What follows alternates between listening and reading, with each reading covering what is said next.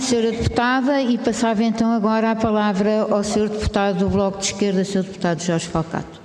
Muito obrigado, Sr. Presidente.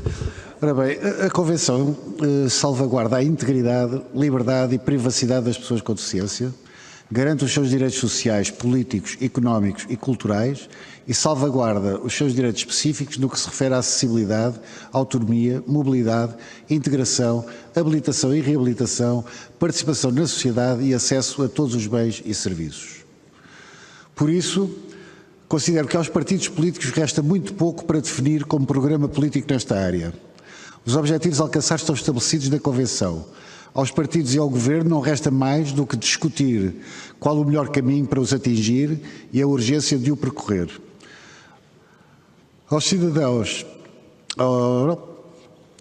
e muito particularmente às pessoas com deficiência, resta exigir o cumprimento integral da Convenção e avaliar se existe ou não uma efetiva vontade política no cumprimento de um compromisso que o Estado português assumiu ao ratificar a Convenção em 2009.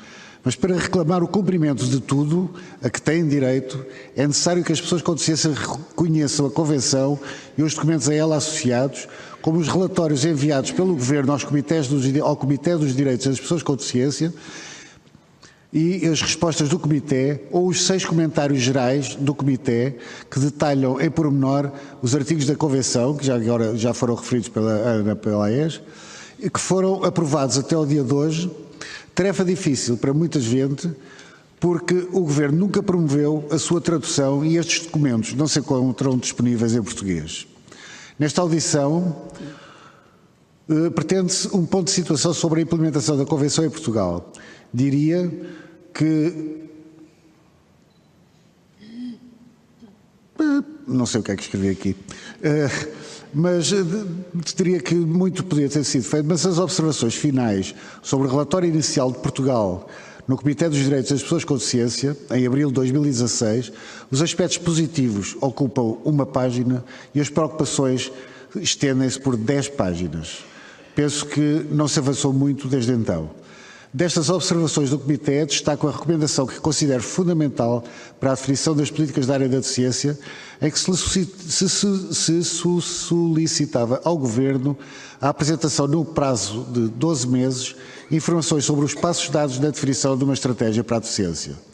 Um mês antes do término deste prazo, em março de 2017, o Governo informou o Comitê de que Portugal iria desenvolver uma nova estratégia para substituir a Estratégia Nacional para a Deficiência 2011-2013, que seria denominada de Livro Verde e Agenda para a Inclusão, e que o calendário para o seu desenvolvimento estava definido e as pessoas com deficiência e as associações que os representam seriam consultadas durante o processo. Ora, esta informação foi enviada há um ano e não temos Livro Verde nem Agenda para a Inclusão.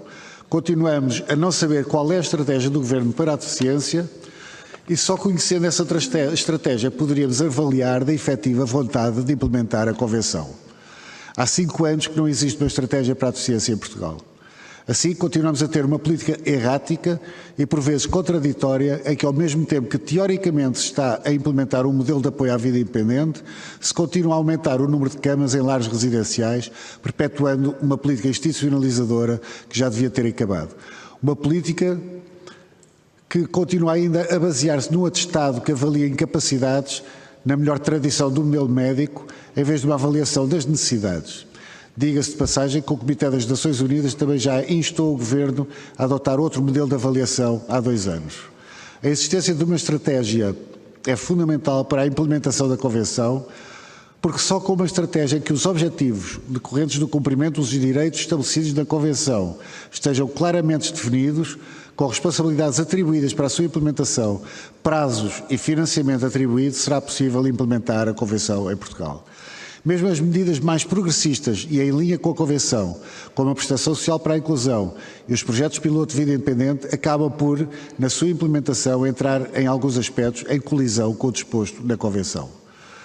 Na vida independente, por exemplo, a operacionalização desvirtua completamente os objetivos iniciais. O regulamento de candidatura à gestão dos projetos piloto, através da limitação do financiamento dos centros de apoio à vida independente, inviabiliza o cumprimento daquilo que estava estabelecido na lei, em que se previam 40 horas de assistência pessoal semanal para a maioria dos utilizadores e 12 horas de apoio diário para 30% dos utilizadores de assistência pessoal. A diminuição do número de horas, que poderá ser para metade ou mesmo ainda menos, inviabiliza o cumprimento da Convenção.